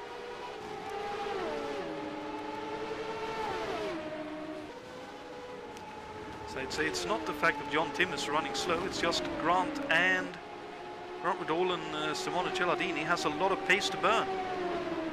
Look at this, Gilardini with a good run off of 2. Maybe this is his opportunity. Not quite. He'll be looking for run off 4 this time though. I think he got a bit too much understeer in the dirty air there. Hassi, I noticed, unfortunately has retired as well from this race. Gilardini now right up behind Grant. Up the inside, can he make it into 3 here? Nope, he does not dare to dive it up the inside the way he would need to. He stays behind for now. He wants a clearer, nicer opportunity. And still all 3 of these guys closing in on Jason White.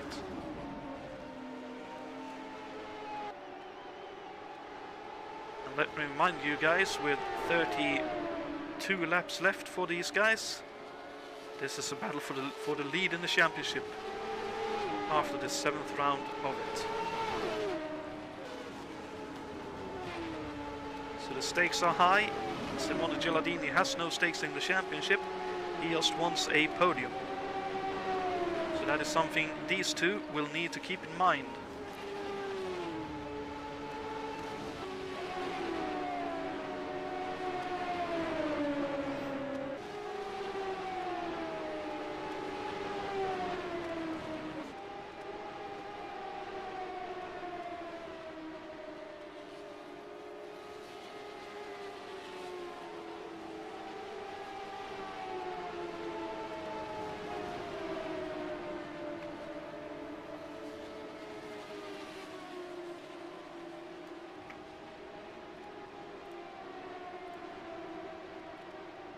Gilardini again with just a bit of a run, but not able to make anything of it. Looks like Wilkes is closing in on Kirsten. So Wilkes might be able to get 6th out of this race, despite all of that struggle with the USAC officials, or kart officials.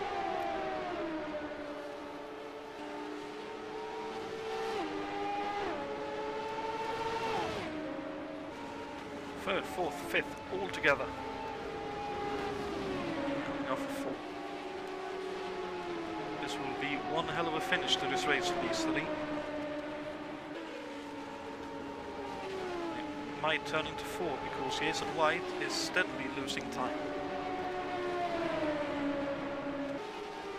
Just going to quickly double check. 23 seconds now, so Jason is not able to close in on Canola.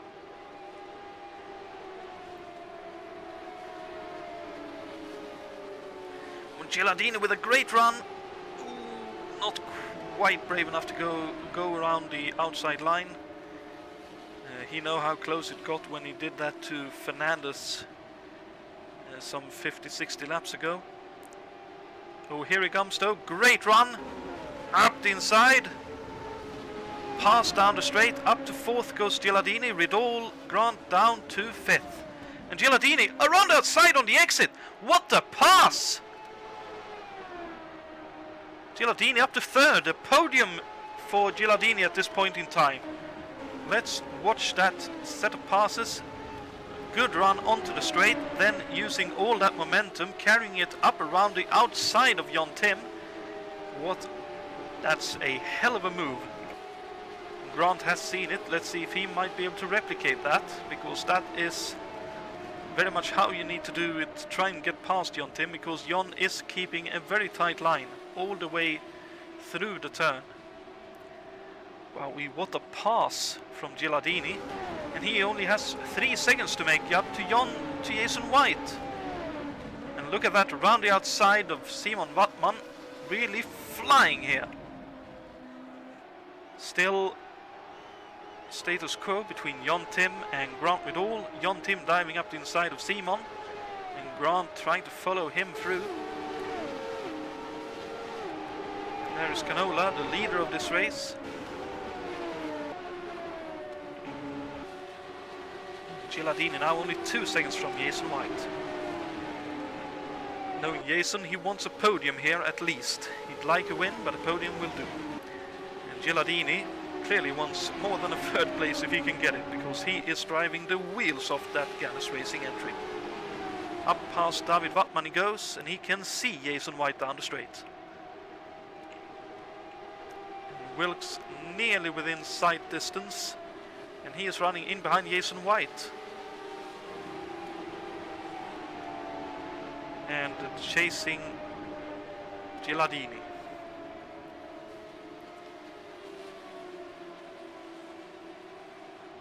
Gilardini, I think, just had just a bit of a moment, because he is lapping. Oh, he unlapped himself from Canola just a moment ago, and now we went past David Wattman. Misidentifying similar cars there. 2 seconds to gap with 20 laps to go. Well, 21. 22. Because they are on the 179th lap and have been completed 178.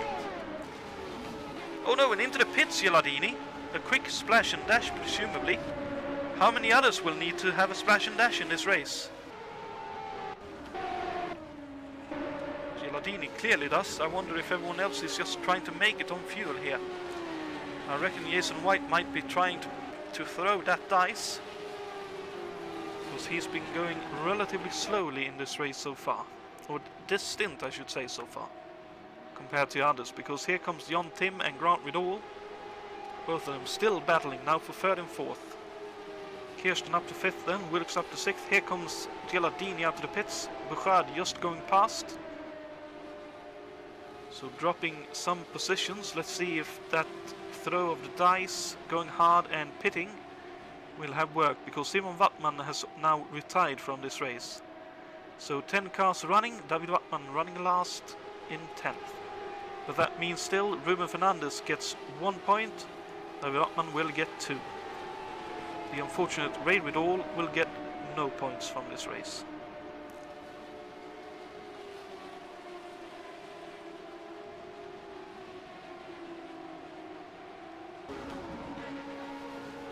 So look at this, Jason White in 2nd, Canola right behind him, the leader. And then the 2 chasing Jason White, Jontim and Grant Riddall. All of them together on track. Have they got the fuel to make it to the finish? Or will they need to splash and dash? Because I can't imagine you take tires this late in the race. If anything, you take a gulp of fuel, just enough to get you across the finish line, and that's it. Look at that, Grant now really up close behind Jontim.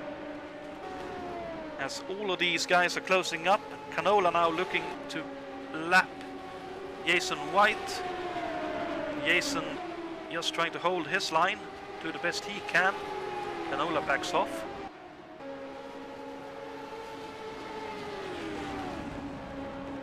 We have 15 laps to go. Dear me, this is tight.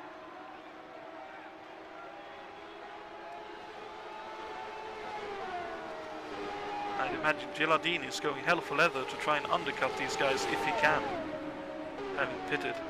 If they need to pit, Gilardini wants to go by. As there goes Canola, and Grant Riddall up the inside of Canola. Canola lets them by, and now the battle is on for 2nd, 3rd and 4th. Half a second from Jason White to Jontim, and then a blink between Jontim and Grant Riddall. If even a blink, to be fair. Looks closer than that. And Grant with the run, but not using it there.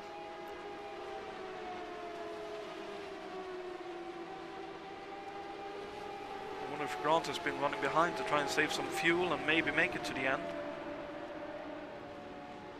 No idea how all this fuel game is going to work at the end of this race, but it is really tight, all things considered. Looks like Jason White has sped up.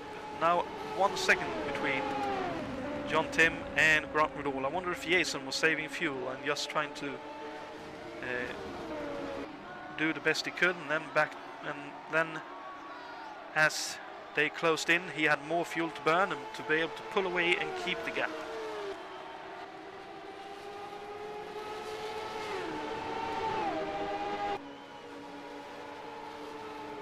And way the fight is still on.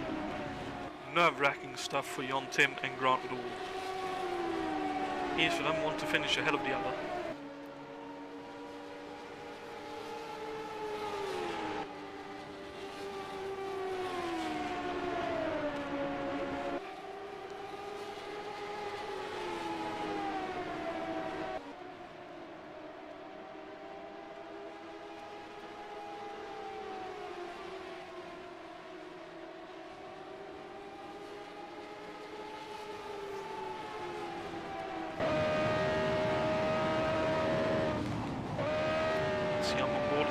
run with Grant Vidal in behind John Tim. See Jason White just ahead. How much fuel does these guys have left to burn? 10 laps to go.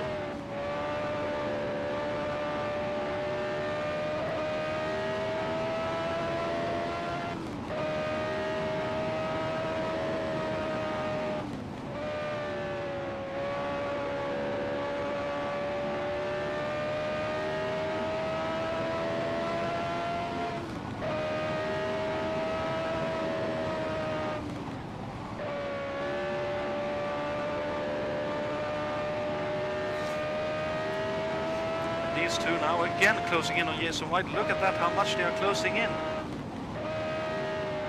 Frantic stuff. Jason really will want a podium here. Can he hold on? Has he got any fuel left to burn? Here comes John Tim up the inside, looking up the inside. Jason White staying wide. Both of them going by. I wonder if that is Jason trying to make it on fuel. Wonder if that Ilmo might have used too much fuel for him. Both Jon and Grant are using Cosworth engines. Do they have more fuel left, or are they burning fuel now to try and just go by and then slow up again? Frantic stuff, to say the least. But the battle's still on between these two. Now for second and third, Jason has dropped back behind. But not too far. If they have a coming together, Jason will be right there to pick up the spoils. Looks like Jason might actually be struggling a little bit with tires more than anything else, taking a very wide line.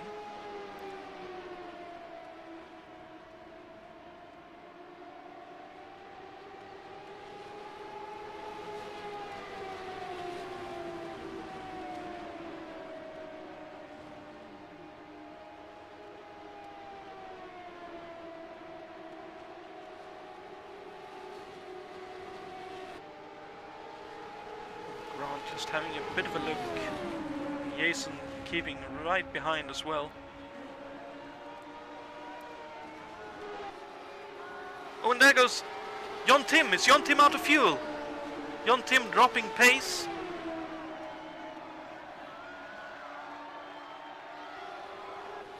Is John Tim coming into the pits? No, just completely dropped off the pace. As Gilardini has retired. Whatever happened to Simone? So close to the end of the race as well.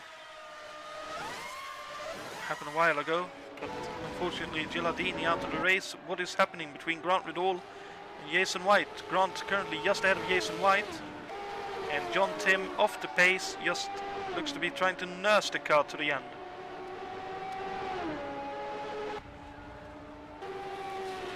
Jason White 6/10 behind Grant Vidal, clearly trying to just keep the pressure on. But all that said, Tiago Canola will be starting the final lap right now, onto the final lap of the race. What is happening in behind? Grant is continually opening the gap to Jason White. Canola just behind, so we'll take Canola across the line and then we'll drop back and look at that battle again. So Canola making good use of the car, good opportunity with the yellow flags. Don't know exactly what was going on with the officials and Richard Wilkes, but Tiago Canola takes the win here at the Miller American 200 in honor of Rex Mace. What a fantastic drive from him. And in behind, the battle between John Tim and Grant Vidal was hard. But looks like Grant Vidal will take second place here as he crosses the start-finish line to take second. Jason White, homeboy, gets third place. A podium finish for Jason. He'll be very happy with that. John Tim looks to be coasting with no fuel in the car. He has, or I believe he may even have finished, dropping another lap behind. But John Tim finishes fourth.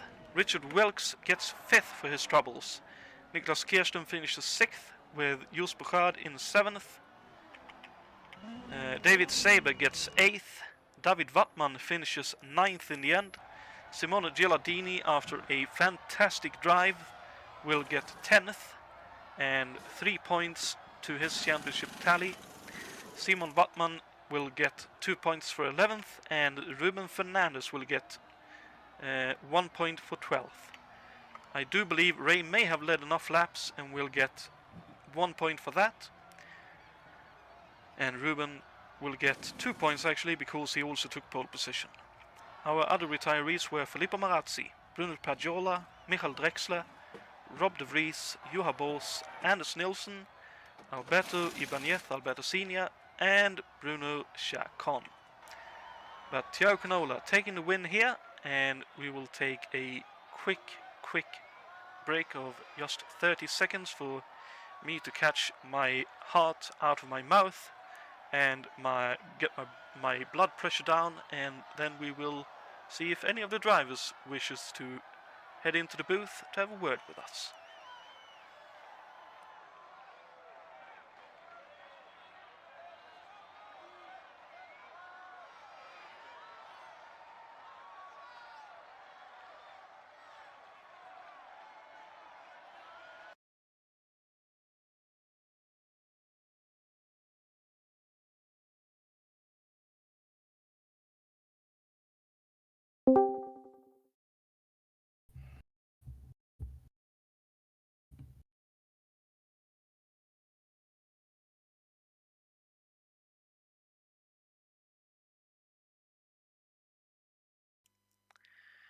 And now that we are back, having caught our breath, our hearts, and our blood pressure having just dropped a little bit, I believe we have a very happy driver here in the booth with us. Jason White, congratulations on your 3rd place. Yeah, that was one of the most fun races I've ever driven here at ISO. It was exciting, it was challenging, it was heart-stopping, it was all the things that you want a sim race to be. And I was able to, it's not often that I'm able to race competitively with cars from the late 80s, but this car, I just happened to land on a setup this past week that was rock solid. And the car didn't do anything stupid. It didn't surprise me in all the testing. So I'm like, all right, cool. So we'll see what happens. I had a really good race with Juha early on, and I just kept putting pressure on him. And eventually, I think he got together with Anders, and next thing I knew, I was in 3rd place. And I'm like, shoot, I better not do anything stupid at this point. So really, what I don't think that I could have run with Thiago. Thiago's in another class. He's fantastic. He drives really well. And Grant, our 500 winner, he's obviously very quick as well. So I was just thinking to myself, if I can finish in the top 3, that'd be fantastic. If something happens to the front runners, that's another matter. But that late yellow that we had really kind of put some of us in a bind, particularly myself and John Team. We had to go immediately for the pits, even though we had 8 liters of fuel left. At least I had on board 8 liters left. And I just wasted, I'm just thinking, damn, I wish this had come out a few laps later, but it effectively put myself and a few other people in fuel saving mode. Thiago came up and he was in a position to lap me, but then I think he started to look at his fuel numbers and started to dial the boost back because he could see the tea leaves. He knew what was going to happen. And I think John, I guess, just ran out of fuel. Either I crossed the line with no fuel. The car was dead stick as I crossed the line. So I just timed it to the line. So, and yeah, we have one person that ran out of fuel, Simon. But man, oh man, every dimension of the race was interesting, exciting, and challenging. Congratulations to fellow Detroiter Thiago. We got Detroiters in 1st and 3rd place today.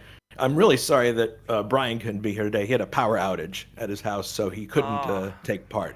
So we're down 1 Detroiter. But anyway, thanks to everybody for such a fun race. The only problem I had is a little bit of a miscommunication in a pit stall when I was getting out. I was trying to get out with the pace car, and someone was pulling in right as I was pulling out. It's one of those racing incidents you can't predict. But anyway, thank you for covering the race, Jonathan, and I'd like to say thank you to my sponsors, Hannah Auto Wash, for giving me a great car to drive. Thanks to Newman Haas. Maybe he'll finally stop looking at the car with the cigar and going, maybe I made a mistake. So, and I didn't live up to the avatar I have on the forum where Mario in real life crashed and lost his rear wing. I didn't have Oh, that. indeed, I, indeed. I really, this was everything kind of, all the tumblers just came into place for this race today. I didn't have any problems. No big shocks, no close calls. Really, it was pretty smooth the whole way. And I'm looking forward to watching the broadcast so I can see what else was going on. But I was just trying to drive a sensible race, keep the car underneath me, and yeah, I'm looking forward to Cleveland next week because that's another track, and then that I love, and then we go to Michigan. So, Yeah, it's but going to be a good one. I did then call it wrong. I was saying this was your home race. It wouldn't be. It's Michigan next no, time. it's a race that I like a lot. It's a race that I appreciate, and I know that Barry Lynn's probably watching. I'm sure she's really thrilled that I was able to get a podium finish for once. Um, Everybody drove very, very well. I gotta say, nobody did any stupid dive bomb passes. At least not on me. The back markers, the people that were that we were lapping, they were very respectful, and people raced really clean. At least from what I could see. From my Overall, it vantage looked point. like a really good race. I'd say Yeah. there were maybe one miscommunication, I will say, during a lapping, or like a mistake happened during a lapping. Otherwise, it looked Mhm. very clean from what I could see as well in the booth. It's Uh, fun to drive this track because it's so wide. You can take any number of lines into a corner and still make it through at speed. Indeed, It's it was really good fun to watch. it's well, I'm glad it was entertaining because we had just one small bit of yellow. It was really good fun. Well, Cool. let's have a little look. Again, congratulations on your third place. Let's have Thanks. a little look at the trivia question that we Hmm. had for this race, courtesy with the graphics from yourself. So you will Hmm. not be allowed to answer this question. That's Uh, okay. but the question that you all were allowed to ponder was who holds the official race lap record for the paved oval from 1954 to would the final race have been around Well, 2012? they're racing now. They're racing at Milwaukee again now. So really, it Oh, encompasses Milwaukee's history from '54 all the way to present day. So fantastic. So, from back then to present day, who holds the lap record for the paved oval here at the Wisconsin State Fair Park? Was it A, Michael Andretti? Or is it B, Bobby Rahal? Or is it C, Scott Pruitt? I will say I got it wrong when I guessed. Tiago is saying A, Barry Lynn is saying C, and congratulations to Barry Lynn, who has it yep, she right. got It it right. is Scott Pruitt indeed. Yeah, not a name that you would expect, but Scott was very quick back Oh in the yeah. day. To be fair, he was quick up until 5-6 years ago when he retired from racing all out. Yeah. I know he was very well known in endurance racing circles for 10-15 years after his stint in IndyCar slash kart and Yeah. all that. And He also had some success in the IROC series, indeed, indeed. which showed his. I think he won a race or two there, which shows his ability to win in different kinds of vehicles. Mm. And But yeah, he's had good. he was especially known, I know, at least in endurance racing. I'm not sure about IndyCar and the IROC series, but he was very good at saving fuel and still making a lot of lap speed. Yeah.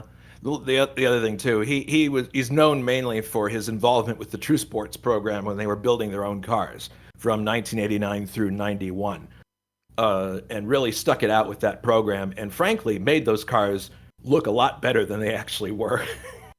Because in 93, actually no, it was 89 to 92. In 93, Bobby Rahal bought True Sports and integrated it into his team and tried to develop that chassis further and realized that the problem was not Scott Pruitt, the problem was the chassis. He's like Indeed, indeed. Pruitt was driving the wheels off that thing, or something to that effect that he said. Yeah, So it's a bit like I've heard someone say sometimes. A dog of a car is still a dog of a car, no matter who drives it. It's just a question of a driver can drive the wheels off the car, and it still won't do more than what the car can do. Yeah. All right. Well, I'll let you go. Thanks again for broadcasting. I got some housekeeping to do for the league, and we're going to put up the thread um, and the server for Cleveland. For those of you who are interested. By the way, this is a brand new build of Cleveland, care of Alberto Ibanez. It will be Brand a new. great one. That Brand is new going to be geometry. fantastic. I've test driven it. It's very good. It's very nice. I think I will, in uncorrect fashion, bring a Super Tourer out just to give it a go, because with it being completely from scratch, it's good to know, get a feeling for where are the bumps, because Cleveland is known to be a very It is bumpy airport bumpy. track. It is bumpy, but and it's very hard to pick out where you're supposed to turn in. If you didn't have the cones on the side of the track to count down where the shutoff is, you'd have a really hard time picking out where you're supposed to go, because the runways are so wide.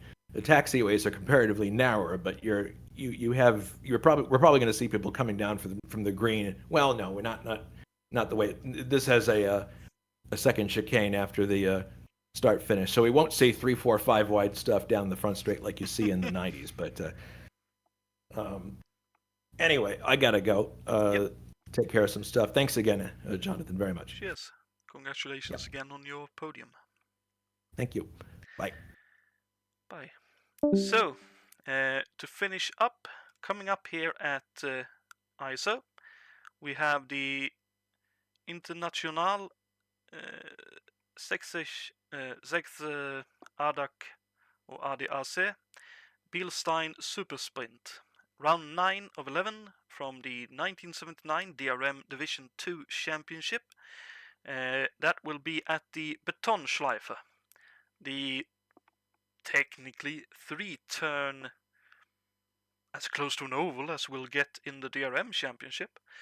It'll be 2 long straights, 1 quick flick left, then a right at turn 1, 2, and then a quick, 4 turn, then a quick flick left, and then a right onto the Beton Schleife part and back onto the start-finish straight. A race that will presumably be very happy hunting ground for the turbo cars. That will be on June 8th in 1 week's time. The race starts at 2000 CEST, and there are a couple of cars available if you would like to have a go. And following that, like Jason mentioned, we have the Budweiser Grand Prix of Cleveland. Round 8 of 15 in the 1987 Kart Championship. That will take place on Sunday, June the 15th, with me in the booth once again, and green flag will be given at 2000 CEST. But with that, after an exciting race and some good battles, I would like to thank you all for tuning in and watching, and have a great week. Take care of yourselves and be kind to one another, and we'll see you next weekend for the 9th round of the DRM Championship. Until then, good night everyone.